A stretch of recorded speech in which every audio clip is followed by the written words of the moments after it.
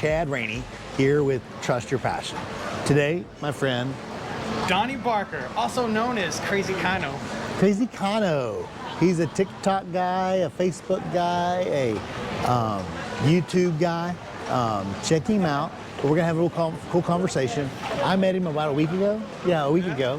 And man, I had an incredible moment. When we met, I was like, we had a real connection. You call me when you're back in town today, and I can't wait to have a conversation with you. Because like when you talked to me, you told me about the book, and I downloaded it immediately, and I started listening to it, and I put on my headset on my bed. I listened to it. I was like, and I just like lay there listening, and I appreciate you, man. I appreciate whenever you have a little nugget, you give it to me. I appreciate it. Yeah, man. Like I started reading that like 3 months ago. It started with The Alchemist, which was just that's my favorite book. An adventure story, and then now I'm on the Book of Secrets. Yeah. And that has so much insights to life. Yeah, I love it. I listened to, I probably got halfway through it. I'm gonna go back and start over, just so I can get back, because I hadn't finished it, but I'm going back to start over. I'm gonna start over, make sure I got it all, because I want to with my Kindle, I read and I listen at the same time. Yeah. So it helps me just connect better. Oh, nice. I do both sometimes. So when you get a Kindle, you can get, just so you know, you can get I think it's tied in where you get a discount for getting both together. But yeah, it's a cool deal. I do that anyway. But listen, I don't know ramble, but so tell me a little bit more about yourself. Tell me about tell me when you came here for your first time. So now you're how old? How old are you now? I was 19 when how old are you now? Oh, now I'm 35. 35. I just turned 35 November 28th. Okay. Right. And I came to the Philippines for the first time when I was 19. I'm pretty sure it was 19 because I was in Korea. I was in the military and I was stationed in Korea, and I seen my first Filipino ever in there, and I was like, oh my God, I want to go to the land of them. Yeah. I want to go to wherever God made them, and that's where I want to live. And I decided that I'm gonna go to the Philippines. And so I landed in Manila, and I had a DJ friend and another girl meet me, and they toured me all around, like Quezon, Antipolo.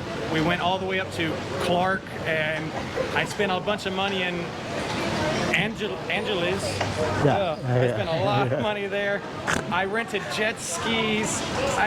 In 2 weeks, I spent like $3,000. Yeah. And lived like a king. 2 weeks. Yeah, exactly. Just and as I was getting back on the plane to go back to Korea, I was like, I'm coming back here and I want to live here. And I'm here. I've been living here in northern Cebu for 4 years now. And you're from? I'm from Texas, USA. Yeah, exactly.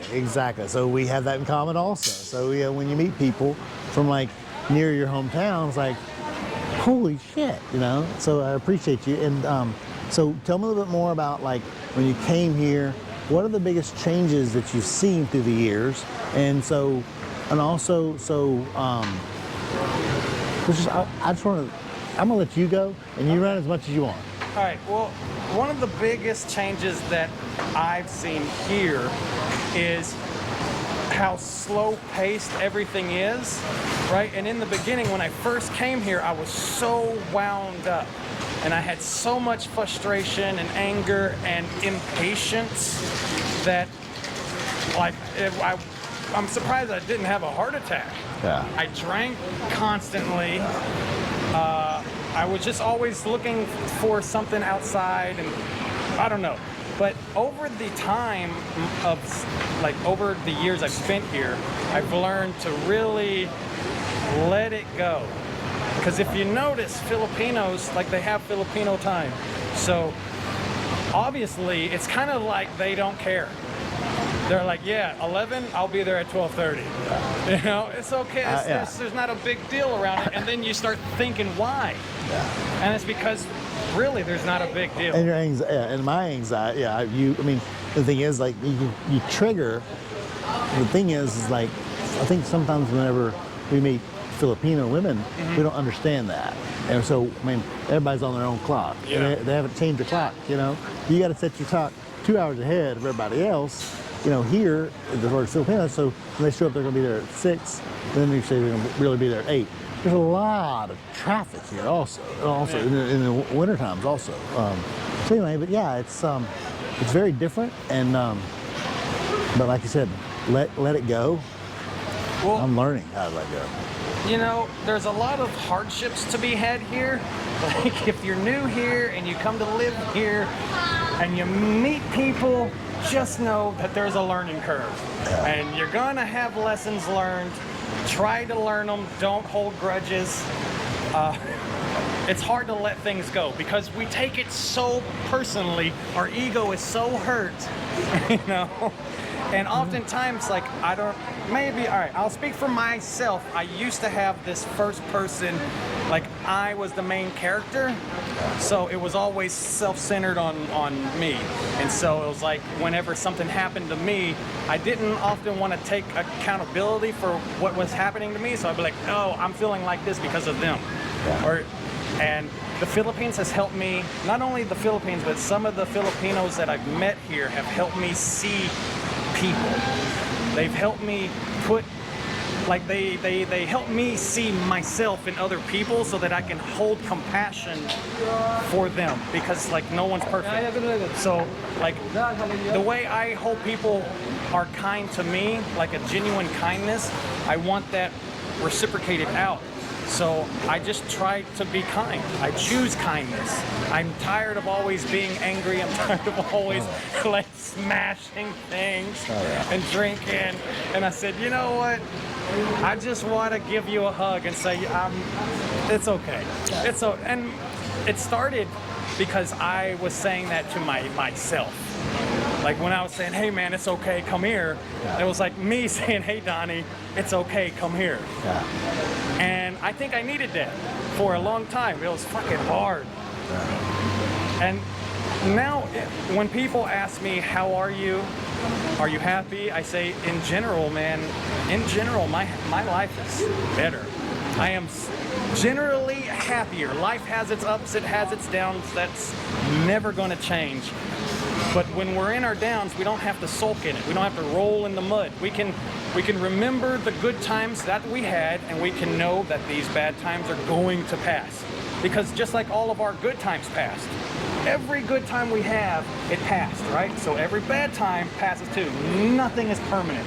You're not permanent. This planet is not permanent. Your emotions and your feelings are not permanent. When you get angry, feel it, but after a while it's gone, right? You're no longer angry. Nothing's permanent, and our bad times are not permanent. They suck. They really do. But just know that it passes. And whenever you're, just be appreciative of your good times, and just know the bad times will pass, and just hold grace and hold compassion, not only for others, but for yourself. Because sometimes I got to give myself a whole lot of compassion. Because I'm like, Donnie, you have really stepped in it. You got some shit on your shoe, and it's not just gonna wash off. Oh, so yeah. Hi, I'm Donnie, and I'm trying to do things better in this life. Yeah, you really are. You know, you really are. It's just, you know, when we meet other people, you've had an impact on my life. You know, when we talk in conversation, just, you know, I think I told you I had a rough year last year. I told you a little bit about it, and like you were very like, you were like, I think the thing is, like, you asked me about, you know, you asked me about my wheelchair. I can't remember exactly what you said. Tell me what you said. I don't remember exactly what I said. I think I said, yes, I had a hard... I asked a lot of questions. Some of them were very personal, like about how things are still working, and some were like, hey man, how have you been able to process and deal with this experience of never being able to walk again? Because like I can't imagine losing a single leg. Like I remember I had surgery because I've had ankle surgery and I've had knee surgery, and each time I was like, I felt like And you also are a vet. Yeah. You're a veteran, and you Yeah. were also in the Army, Air Force. Air Force, and you were a electrician. electrician. I was an electrician. I did interior, exterior, fire alarm maintenance, airfield lighting. Yeah. He did all that. it So was I great. mean, exactly, and you spent your best of your life helping serve our country, and we appreciate you. You know, I appreciate you. I appreciate you now. I would say that it's nothing, but as much as I loved the military, it is hard. Oh my God. They ask a lot out of you because like you're essentially, when you sign that paper, like you are salary. And you know how in the corporate world they like work you a little extra? Well, the military, they own you for that 4 years, 6 years. Like they own you, and so they will work you and work you. And there was times in Korea where we were worked 16, 18 hours because they needed it. And but it was fun. Yeah. It was like the hardship, but there was so much camaraderie. Yeah. There's a lot of hazing. I think I did that in college. I was in SAE in North Texas. I've done that whole thing myself, but it was good times. It was good times, you know. You know, it's funny you said about me in a wheelchair. Like, you know, I just like, you know, you ask me questions that you don't usually ask, and like, you know, for me, I told you before, like when I walked across stage and got my diploma, I never walked again. I knew it wasn't gonna be a way. I was not gonna be able to walk like everybody else. So I figured, you know what? So I figured, guess what? I'll use my power wheelchair. Back then, and 40 years ago, all the doctors said, you gotta use your manual wheelchair, use your manual wheelchair, use your manual wheelchair. But this is called a rotary cuff. Rotary cuff is bad surgery that people have when pushing their wheelchair all the time. And like I said, you know, I mean, I was like,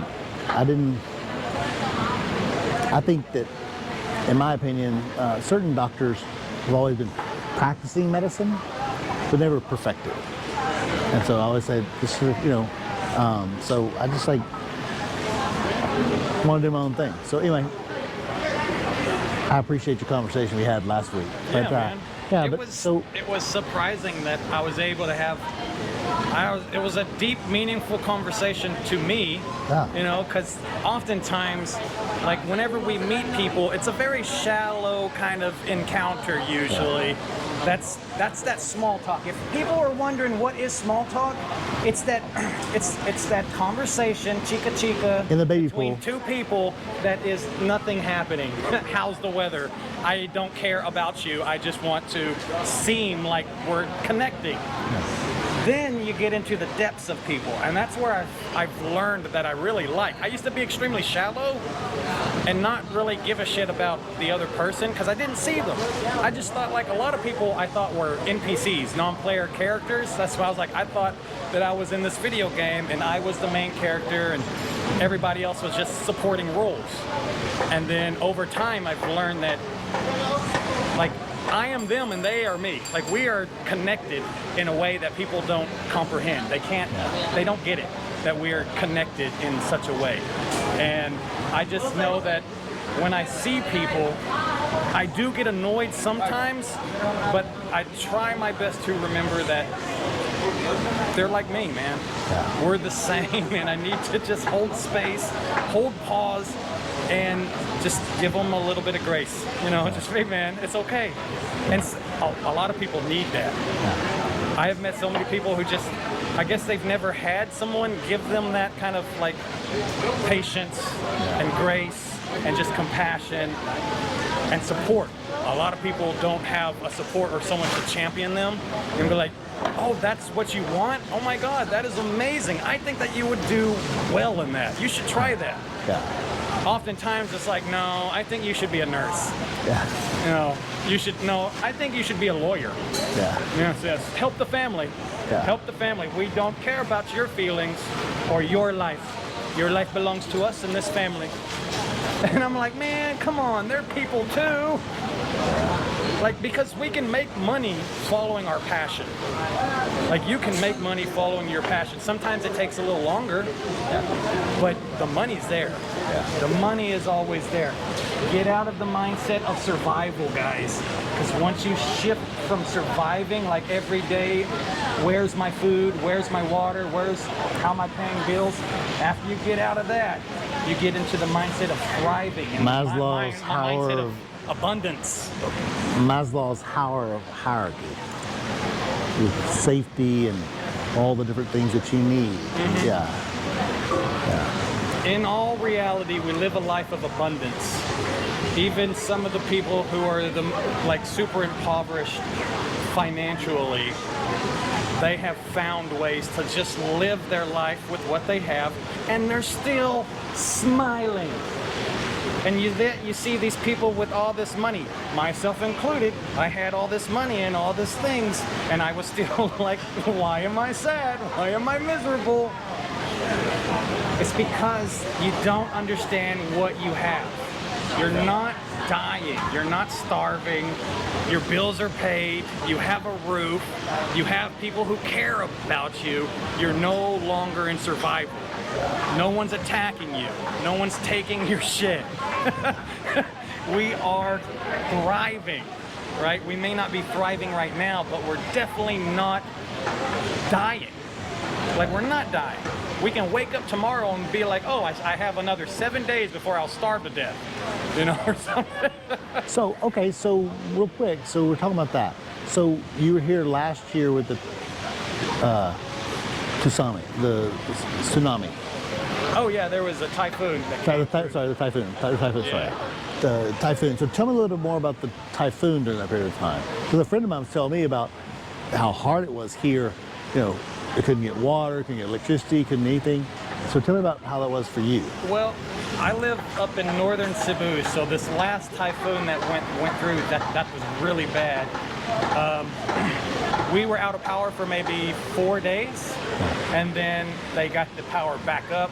Water was restored because the north had like nearly brand new infrastructure from Yolanda and another storm. Just kind of devastated everything, and so the government just put in a bunch of funds and put in all these brand new infrastructures, and so it was more resilient to the storm. But there was a substation, and then further here in Cebu, that just got demolished. And at that time, I was still married, and I was bringing my wife's family drinking water here because her family's from here, and I don't know, I just couldn't see them going without drinking water. So I was like, the least I can do is go to the water plant, get as many bottles of water as I can, put it in the truck, and then drive 3 hours down here to Cebu to give them the water. And I did that, I think I did that once a week for a while, just to bring them water, because it just felt like the right thing to freaking do. Yeah. I've been there. Because there was so many, the lines for water, because there was water trucks. There was water trucks here, and the lines for getting water were super long. The people were price gouging drinking water. People were hoarding diesel and gasoline. Up north, after the storm hit, there was quite a few people who brought like tens of containers. There was a lady who brought a couple of drums on a flatbed truck. I think she brought 7 drums, and they just started trying to fill them up just at a Shell station. And I'm like, I seen it, and I had one container, and I just walked straight past her, and I said, not yet. And I set mine down. I said, fill mine up first. She said, no. I'm like, shut up, you're being greedy. I said, ayaw ka hangul ha, which is, don't be greedy. And because that's what they were. There were so many people, like foreigners and Filipinos, mostly people with money, who were hoarding resources and increasing the price on water to just a god-awful amount. I think I seen a gallon A water gallon, they wanted maybe 250, and those like are 20 pesos. 20 pesos just for you and I. Yeah. That is worth, just so you know, there's for every Filipino, in the Philippines, there's 55 pesos for every dollar, just so you know. Just so people understand, same thing. So, 5 gallons of water is about 50 cents. yeah. And I live in Malave Suites, so where I live, there's a generator. Yeah. Anything goes out. But even the condos, they were not fully running constantly because there was no fuel. So after a while, the condos stopped having power too. And that was, man, Lapu-Lapu didn't have power for months. So could you hop on a plane, go anywhere else during that period of time? Yeah. After, like, they got the airport cleaned up in a relatively short time, but like, there wasn't, flights and stuff were delayed or rerouted for a certain time period. But yeah, I remember I had my generator up. I had to have this big diesel generator, and so my house it stayed lit up. I had that generator running, and it seemed like news got out that I had power, and so like there was barangay after barangay, like just waves of people coming to my house to charge their devices. And so I went out and I bought like a whole bunch of outlets and electrical cord, and I built a bunch of plugs, right? And I think I built like 50 outlets. Ooh. I think I built like 50 plugs so I could charge everyone's things. It was crazy how many people were in my front yard charging their phones, tablets, power bricks. Yeah. And sometimes, like, to be a better man here, it's like it makes you feel better to help other people sometimes. You know, it's like I've seen it several times. You know, it's just it's like we live in a different world. You know, it's like, so you are a citizen here. No, just a resident. I'm sorry, you're a resident. Yeah. Yeah. So your residency. So your residency is here, and don't tell them anything else about you. Well, one of the reasons why I'm still living here in the Philippines is because my children live here, right? And so, and how old are your children? 11 and it's coming 7. I'm like, come on, Donnie, don't be a bad father. Remember their ages. Remember their ages, yeah. Well, you know, you've been busy. You've got a lot on your plate, man. You look at your freaking kid. You're like, how old are you again? Yeah, exactly. Come on, Dad. Oh, my daughter, my youngest, Mia, used to say, Dad, if you want friends, you have to remember their names. Because she knows I am horrible with names. I'm like, I'm sorry, I forgot. What's your name again? And I'm like, oh. My name's Chad. Oh, thank you. I'm Chad. That's good. Thank you. So, yeah. So we've had a lot of conversations about a lot of things. You know, trust your passion. What's that about is that's about when I interview people, normally they tell me what their passion is. And a lot of people, sometimes they know, but sometimes they don't know. And so I would ask you, what are your passions from your life, over your lifetime? So if you look back, your legacy, say for example, if it's your legacy, how would you tell the world your legacy? How would you tell them? So mine, for example, my passion is entrepreneurship, marketing. I love all that, but I think at some point, like, just tell me a little bit about your stories. Tell me about yourself. All right. Well, in my youth, up until maybe my mid-20s, I didn't think that I had any kind of skill. I didn't think I was good at anything. I honestly thought that I was kind of crap. I was overweight, and I had this really bad mindset of who I was and what my purpose was, or lack thereof. Then there was just a tipping point when I got to a certain size. I was big. And I was like, I want to start training. I want to lose weight. And so I thought, I'm going to start training Brazilian Jiu-Jitsu here in Cebu.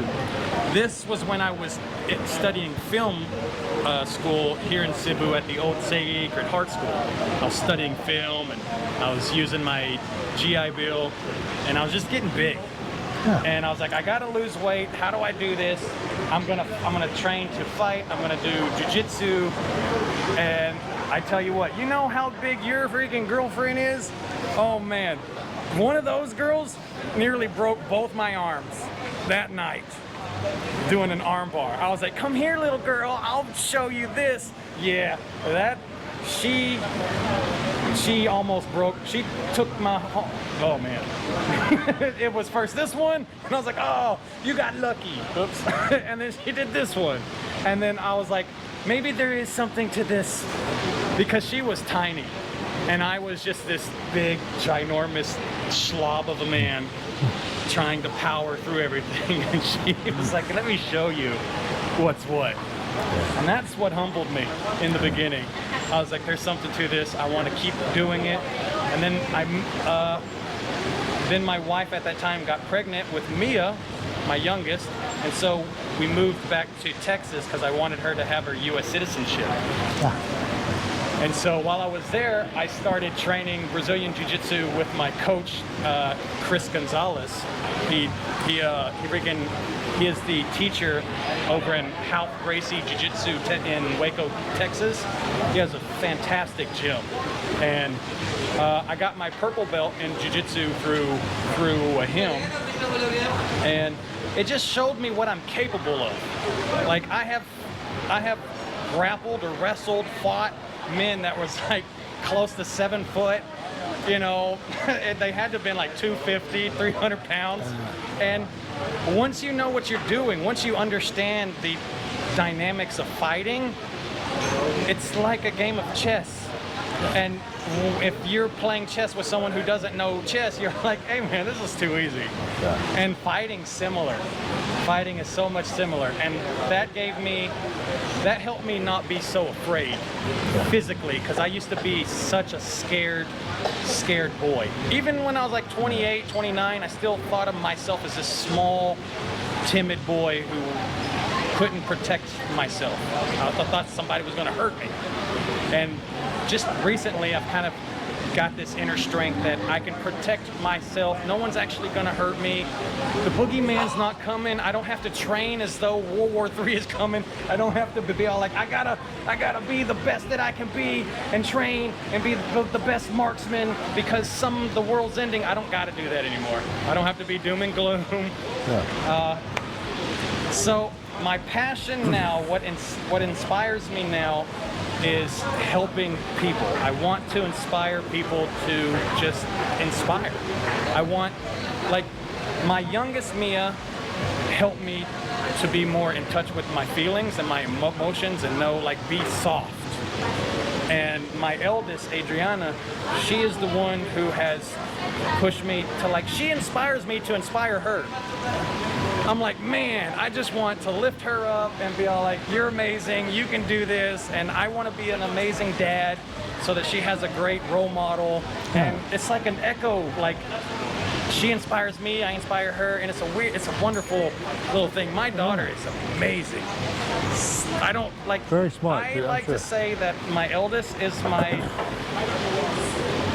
favorite, but my youngest is my most, like, cherished. Right, because Mia has really given me my soft spot, my softness, my compassion, just gentleness, because she is just so soft. Adriana is soft too, but she is more, I see her, it's just light up. I see inspiration. She's always like, she really loves art right now, so she's doing drawing, and I encourage her to just follow that. I'm like, you know, you can do so much things with art in the future. There's not only tattooing, which is the obvious, but there's digital art, there's digital marketing. Oh, damn, you have tattoos on there. Oh yeah, didn't know. But like, I want to open up a fighting gym in northern Cebu, a gym for fighters, fight training, not like a goals gym with weights and stuff. Like there's a small section for that, but the overall purpose is to train fighters. So if you want to learn to grapple, you want to learn to freaking box, you want to learn to kickbox, Muay Thai, like we're gonna have that. We're gonna have like a cage, we're gonna have a ring, we're gonna have bags. That's what I want, and I want to do that because I want to help people find who they are, find their strength. Because like oftentimes I think people are just scared because they don't know what they're capable of. They don't know that they are capable of protecting not only themselves but others and chasing their freaking dreams. And I just want to inspire people and just be a coach. I guess be a leader of men. Well, you really inspire me, just our conversations we've had in a short amount of time. And, you know, is there anything else that you want to say in closing or whatever? I mean, I think you're awesome. And you've like helped me to reconnect with other people also. You know, I appreciate you. And, you know, as you know, I'm very happy. Yeah. I'm very happy here, and I thought about maybe I'd go home sometime, but like now I'm like, I love Cebu City. This is a great place. Cebu is growing. It's fantastic here.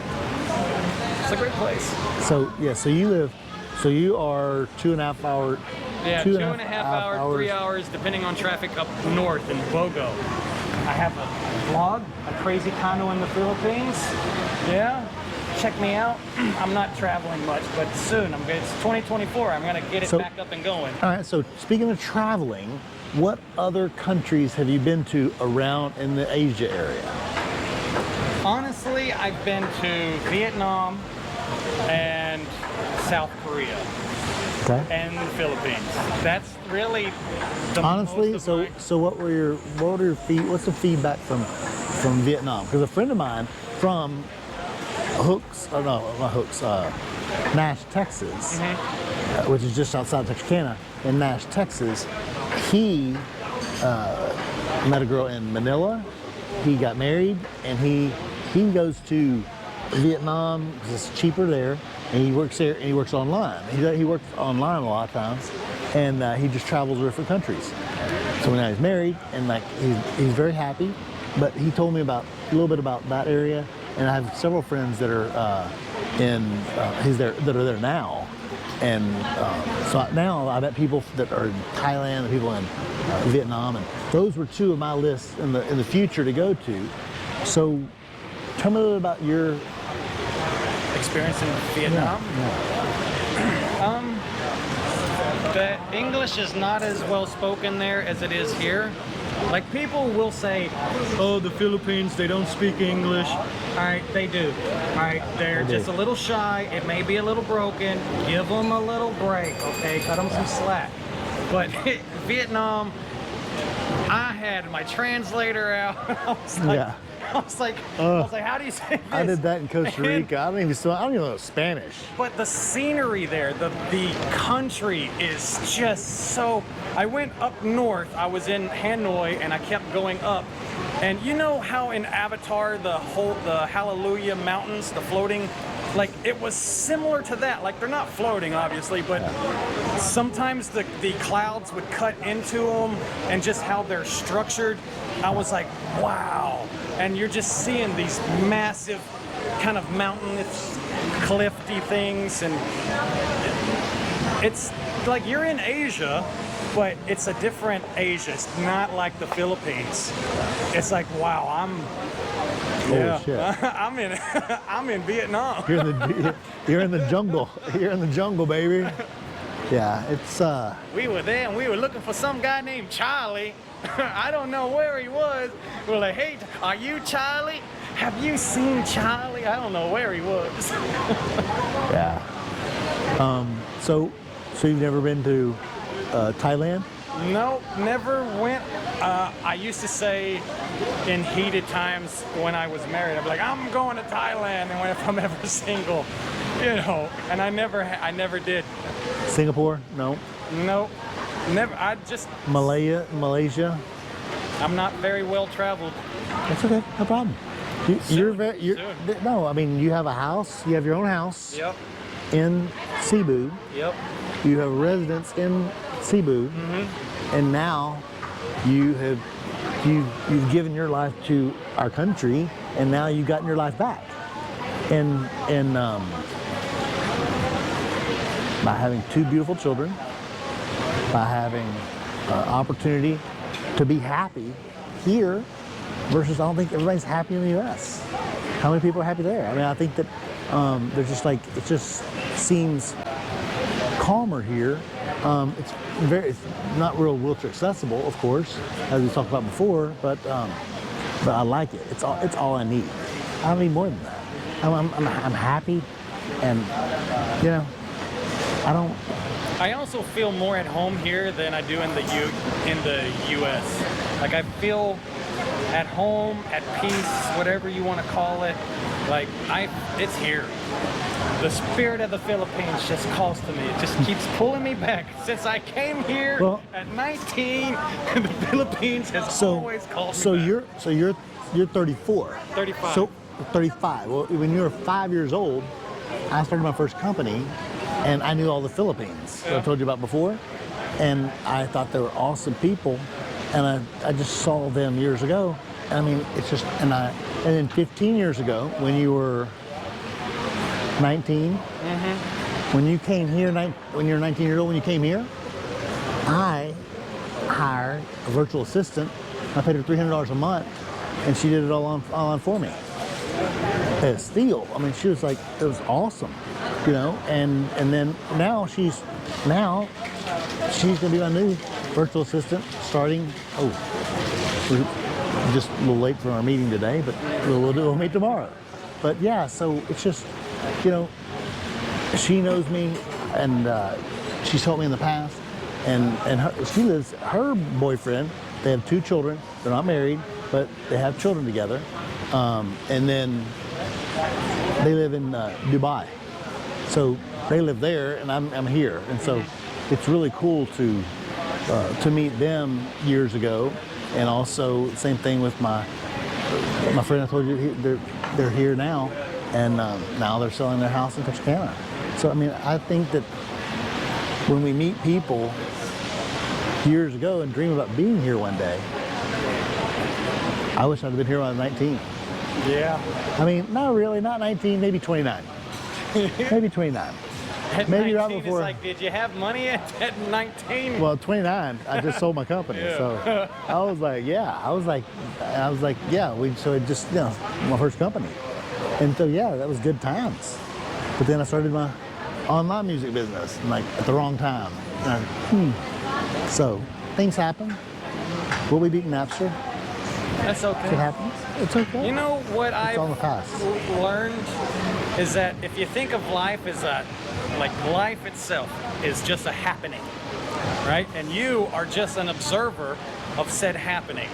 And the only control that the observer has of the happening is the response or the reaction. Exactly. Right? So whenever the happening is happening to the watcher and you blow up because you're like, oh my God, I can't control what's happening in this big vast ocean.